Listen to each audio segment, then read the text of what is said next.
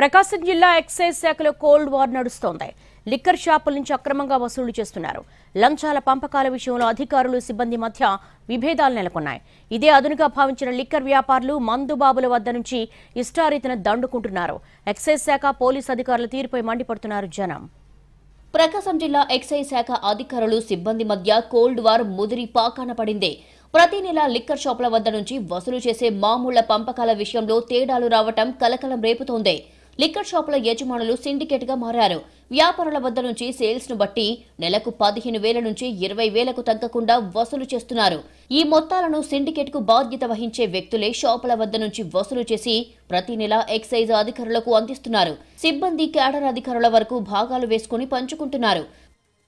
మద్యం షాపుల నిర్వాహకులు మామూలు ఇచ్చినందుకు వారు ఎక్కువ రేట్లకు అమ్మినా, పర్మిట్ రూమ్లు పెట్టుకున్నా, బెల్ట్ షాపులకు లిక్కర్ సరఫరా చేసినా ఎక్సైజ్ అధికారులు జోక్యం చేసుకోకుండా ఉంటారు. ఇప్పటికే జిల్లాలోని పలు చోట్ల ఎంఆర్పీ కంటే బాటిల్కు 10 రూపాయల నుంచి 30 రూపాయల వరకు పెంచి అమ్ముతున్నారు.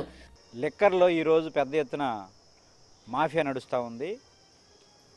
నిర్ణయించిన రేట్ల కంటే అదనంగా రేట్లకు అమ్మడం, ఆ మార్జిను కొంత భాగం ప్రజాప్రతినిధులకి, కొంత భాగం ఎక్సైజ్ అధికారులకి పోతూ ఉంది.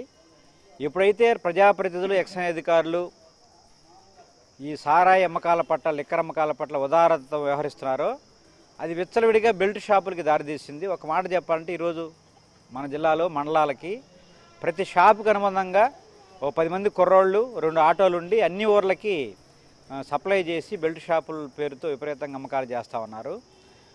మరోవైపు వ్యాపారులు తమకు ఎక్కువ కమిషన్లు వచ్చే బ్రాండ్ మాత్రమే అమ్ముతున్నారు అన్న ఆరోపణలు వినిపిస్తున్నాయి. ఎక్సైజ్ శాఖ అధికారులు పట్టించుకునే పరిస్థితిలో లేరు. మీరు మామూళ్ళని అడ్డం పెట్టుకుని మామూళ్ళు వసూలు చేసుకోవడానికి ఇటువంటి పర్మిషన్లను ఇస్తున్నారు. మీ అన్ని మామూళ్ళు పక్కన పెట్టండి. ముందు ప్రజలకి మేలు జరిగే పద్ధతుల్లో, ప్రజలకు ప్రయోజనం పొందే పద్ధతుల్లో మీరు మద్యం షాపుల మీద నియంత్రణ విధించాలి. ఈ షాపులు ఎవరైతే టయాన్ని పాటించేటట్లుగా చూడాలని చెప్పి సందర్భంగా ప్రభుత్వానికి, ఎక్సైజ్ అధికారులకి విజ్ఞప్తి చేస్తారు. ఇక ముఖ్య అధికారుల తీరుపై ఉన్నతాధికారులకు ఫిర్యాదులు చేసినా వాళ్లు కూడా పట్టించుకోవడం లేదు. గ్రామాల్లో ఏ సమయంలోనైనా మద్యం డోర్ డెలివరీ వచ్చే పరిస్థితికి వచ్చేసింది.